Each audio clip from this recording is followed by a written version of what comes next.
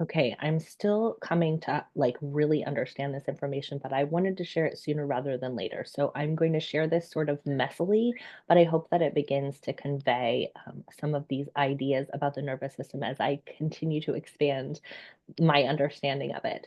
So I recently was certified to use the RRP. I've been certified to use the Safe and Sound Protocol, the SSP through Unite, which is a listening modality therapy that works to increase flexibility and sort of decrease neuroceptive mismatch or chronic defense state in folks with a lot of chronic anxiety or chronic freeze, fight, flight, or freeze. And this listening modality really focuses on something called the vagus nerve, which is also known by some as the vagal brake. And it is the thing that calms us down or brings us back into a rest and digest after a fight flight experience. So, as I was learning about the SSP, I understood the vagus nerve to have both three circuits. This is according to polyvagal theory, the dorsal, sympathetic, and ventral. And what I didn't understand was that the vagus nerve really is not it's one of the cranial nerves, and it is not what initiates the sympathetic or fight flight response. As I've come to understand this new listening therapy that Unite has put out called the Rest and Restore Protocol, the RRP, I've come to understand the vagus nerve even deeper, and it's helping me to understand the fight flight as well.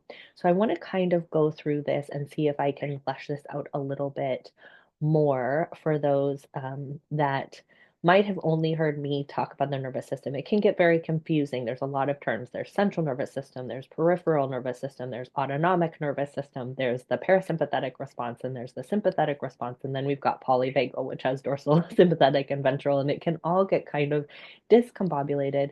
So I'm going to do my best to convey a bit more information so that we can understand what we're targeting really with both the SSP and the RRP when we're talking about vagus nerve and how to understand all of that. So let me show you a picture. I'm going to come to this. Okay, so we are going to look at this picture of the parasympathetic and the sympathetic. So when we are talking about polyvagal theory, both the freeze response and the rest and digest come under parasympathetic. And that can be confusing because parasympathetic, for the sort of general community that does not include polyvagal theory, is something that is seen as just rest and digest and sort of like the good guy, right? We all want to be calm and doing rest and digest. Parasympathetic and sympathetic, neither of them are good or bad. They're morally neutral. They're just uh, processes that we have evolved to use to survive in a world full of physical threats. So the parasympathetic is the thing that calms down the sympathetic response. So the sympathetic response is the fight flight, and the parasympathetic is what calms it down.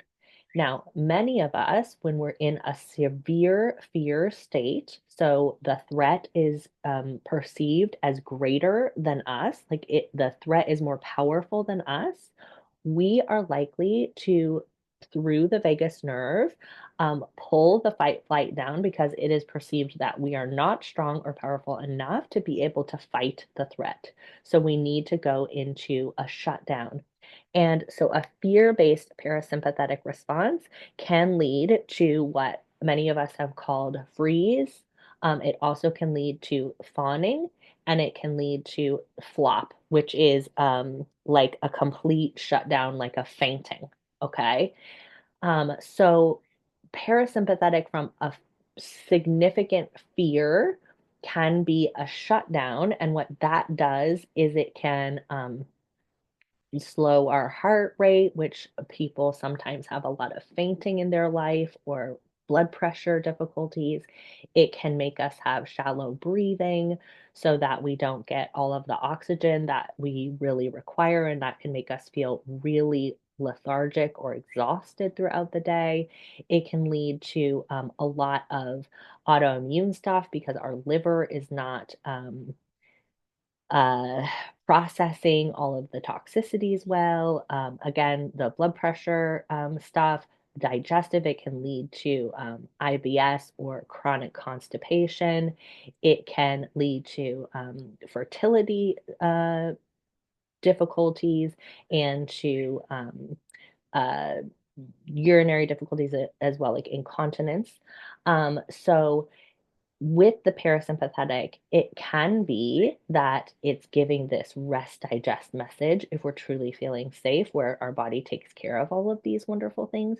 Or it could be that if we're really feeling scared, it shuts down these things, and then we can have some health um, changes as a result.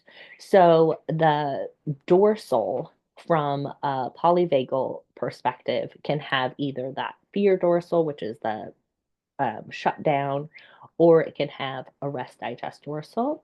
With the SSP, we're working to sort of like bring ourselves some flexibility if we've been stuck in a fear-based dorsal, or if we've been stuck in a fight flight, to move through those, move effectively through fight, flight, and freeze, and coming back to ventral, or that like calm, connected state.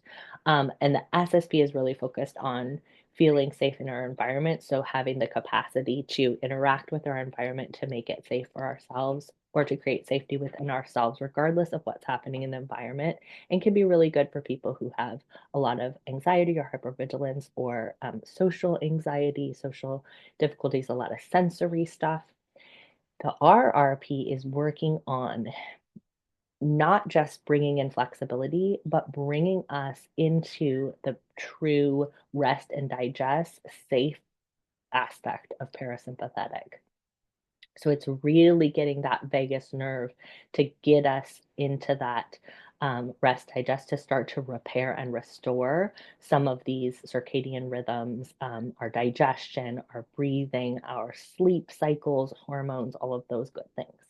So they use two different ways. I'm not going to get too much into how the SSP works versus the RRP works, but what I am understanding from the RRP is when we understand that the vagus nerve is really in charge of dorsal, not sympathetic, it can help us to think of these as two separate processes, and that when we're supporting the vagus nerve, we're supporting the shift out of sympathetic and back into either dorsal or the uh, rest and digest dorsal, or the ventral, which is like a common connected. So those pieces are still like a little confusing to me. How is ventral is not always dorsal. There can be ventral sympathetic. So it's not necessarily that we're going to choose ventral or dorsal, but we're going to have the option with RRP to spend more time in that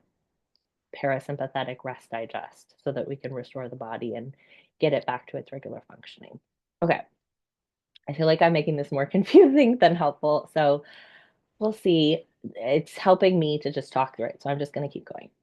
Okay, so in terms of the sympathetic, the vagus nerve does not trigger the sympathetic. Okay, this is the part that's confusing. The vagus nerve is, they call it the vagal brake. So it puts the brake on the sympathetic. If you think about the sympathetic as the gas pedal, okay, the sympathetic is triggered not by the vagus nerve, which runs from the brainstem down and connects into um, all of these things, the reproductive organs, the bladder, the digestive system, the blood vessels, the organs, the lungs, the heart, um, and the eyes and ears, all the sensory organs. Um, the sympathetic is not a cranial nerve. It is something called, and I'm going to see if I can pull this up. Yes.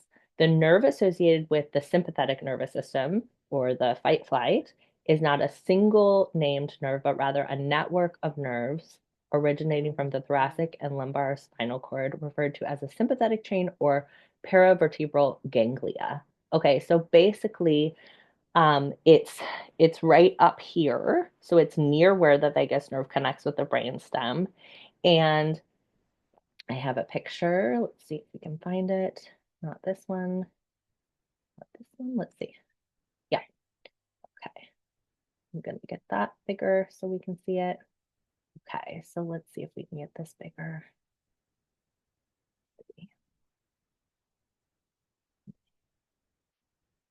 Okay. This is gonna take quite a few zoom ins. Let's do this. There we go. Okay. So this is the top of the spine, and it's a group of nerves called that. What was it again? The paravertebral ganglia or the sympathetic chain. So basically, when the amygdala, which is something with like a little almond shaped thing within the brain, let's get back to this. So all of this is happening right in here. Okay. So when the amygdala through the senses any type of threat that's associated with anything that's been a threat in your own personal history or at least 7 generations back, when that amygdala picks up that information, it is going to send a cue to those paravertebral ganglia or the sympathetic chain to set off the sympathetic response. So you see this sympathetic chain in the like right in the top of the neck. Okay, it's going to send the response to the or send the information from the amygdala to the sympathetic chain to set off a series of events that are what we know of kind of as like a panic attack. Okay, so you're gonna dilate your pupils, you're gonna inhibit salivation, relax airways, increase heartbeat, inhibit activity of stomach, stimulate release of glucose, inhibit gallbladder, inhibit activity of intestines, secrete epinephrine and norepinephrine, relax bladder, promote ejaculation and vaginal contractions. I didn't know about that part. That's interesting. Okay, so sympathetic is sort of this flood of like panic attack, fight, flight type of a situation. Okay, and then the vagus nerve, which is part of the um, parasympathetic, is responsible for the parasympathetic response, is like a brake. So the sympathetic says go, and then the parasympathetic vagus nerve says, okay, hold on, and that is going to constrict pupils. So they're pretty opposite. Stimulate saliva, constrict airways, slow heartbeat, stimulate activity of stomach, inhibit release of glucose, stimulate gallbladder, stimulate activity of intestines, contract bladder, promote erection of genitals. Okay, I'm curious about that part. I'm going to learn more about that. But basically, the vagus nerve is going to put on the brake. Now, those two together, this parasympathetic and sympathetic, are referred to as the peripheral nervous system, or, well, this parasympathetic and sympathetic are the autonomic nervous system, which is under the peripheral nervous system. So the peripheral nervous system also involves all of these nerves that go to our legs and arms. But the autonomic nervous system is a branch of the parasympathetic of the peripheral nervous system that includes the parasympathetic and the sympathetic, and it is the vagus nerve and the still working on that, the paravertebral ganglia or sympathetic chain. Okay, so the sympathetic chain plus the vagus nerve. Yes, sympathetic chain plus vagus nerve make up autonomic nervous system, which is a branch of the peripheral nervous system. The central nervous system is the brain and the spinal cord.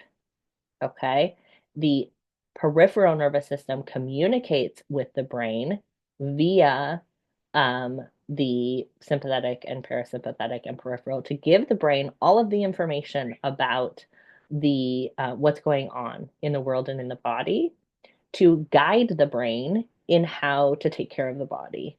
So many people think that the brain is telling the body what to do, but the body is telling the brain what to do. Okay.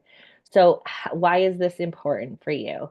Basically, when we're learning how to regulate the nervous system, many people feel like what we're trying to do is calm it down. We are not. Regulated means it follows the rules of how it was designed. Okay. So, like, if I come in and I'm like gonna be a regulatory, like, I'm gonna do regulatory work for taxes or something. It's like I'm going to make sure that you're following the regulations, which are the rules. Okay? So the rules for the nervous system is that when a threat is detected, you go into a sympathetic response. When it's safe, you go into the parasympathetic and you bounce between those two for the rest of your life in order to keep you safe. So the rules or the regulation of the nervous system is not to stay in parasympathetic, it's to move between these two ad infinitum. Okay. So a lot of people go into a situation and they've done nervous system work and they're like, I'm not supposed to be stressed anymore. We are going to feel the stress, but a regulated nervous system is going to communicate that stress effectively to you. You're going to be able to consciously support it in shifting back to parasympathetic so that you can then gain understanding of why you went into the sympathetic in the first place or what the sympathetic was trying to tell you. So, this is also tricky because the sympathetic is going to tell you something's wrong. And a lot of us want to be like, well, it doesn't look like anything's wrong and I can't figure out what's wrong. So it's not that we're trying to figure out what is wrong with the nervous system, according to the nervous system. We're not trying to figure out what's wrong with the environment. We're trying to figure out what does our body need to feel safe within that environment. So it's less what's wrong and more what do you need to tell me and what do you need from me to feel supported enough to be able to get back into parasympathetic. So when we're doing vagus nerve exercises, what we're doing is we're strengthening our body's connection with the parasympathetic sympathetic experience because that's what the vagus nerve is responsible for. We're strengthening that connection so that our body knows what it feels like to be there because so many of us, our culture, our social media, our news, um, capitalism, dogmatic religions all require us to stay in the sympathetic so that we don't have access to our executive functioning, so that we don't like trust ourselves and have autonomy, which is very interesting that autonomy is the word for like someone who's a source to self, and it's also the word for the autonomic nervous system. Right. So when we have autonomy, we can listen to our autonomic nervous system, which tells us when something doesn't feel safe to us and supports us in creating safety for ourselves through coming back to the parasympathetic. So we want to learn how to hear the messages of the sympathetic and then to support the through interacting or using the vagus nerve or the vagal brake to slow down that sympathetic response so that we can actually understand it. It's like when someone's really worried and they call 911, they're freaking out, there's an emergency, and they're like, and they don't make any sense. Their words are jumbled, they're in a sympathetic state, and they're like talking so fast. And the 911 person operator is like, okay, I'm going to need you to slow down because I can't understand you.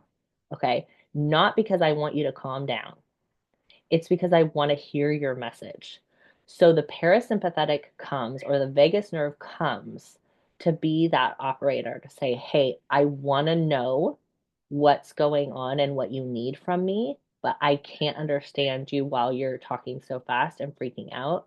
I need you to slow down so that I can understand you. So I'm not slowing you down to slow down. I'm slowing you down so that I can understand you. I can get the information about what the sympathetic response came to share. What's the message? Okay. The message might be, I need to move my body. The message might be, this rule doesn't feel good to me. The message might be, I need to, have a something that's warmer or colder. I'm hungry. I need to go to the bathroom. I need to sleep, right? That's what the parasympathetic comes to tell us. And then the parasympathetic can slow it down enough to get that information and then to actually take care of whatever it is that needs to be taken care of. So many of us are just calming down for the sake of calming down.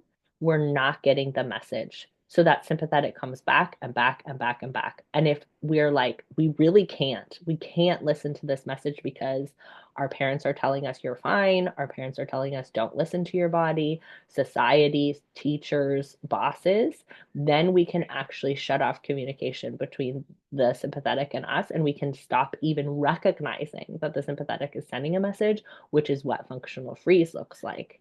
And that's not rest digest. So what's really interesting is a lot of us have been in a functional freeze for so long that we like haven't been doing rest digest forever, which is probably, a big part of why we have chronic stuff going on. And we think we're relaxing and we're actually just more in a freeze. And so that's what the RRP comes to do, is to like reacquaint us with an actual rest and digest, so that we're not just in a shutdown fear-based parasympathetic response, but we're in an actual rest digest. So little confusing, not sure if that was helpful at all, but I felt like it was really important for me, as I realized that this sympathetic chain is what's setting off the sympathetic response, not the vagus nerve. So I still don't understand why we're considering a sympathetic circuit of the vagus nerve, but I'm going to continue to ask those questions and try to understand that better. But basically, it's two different processes happening. There's the sympathetic chain, which is also called the paravertebral ganglia, that sets off the sympathetic response. And then there's the vagus nerve, or the vagus brake, which comes to put the brake pedal on. This is the gas pedal, this is the brake. And then those work together to help us to navigate physical threats or perceived threats, even if those are just, my boss sent me an email. That's scary. Okay, I'm going to stop there for now. Tell me if you have more questions about this, or if there's aspects that you want me to go into more detail on, or if you have a better understanding of this and you want to share it with me. Okay, love you so much.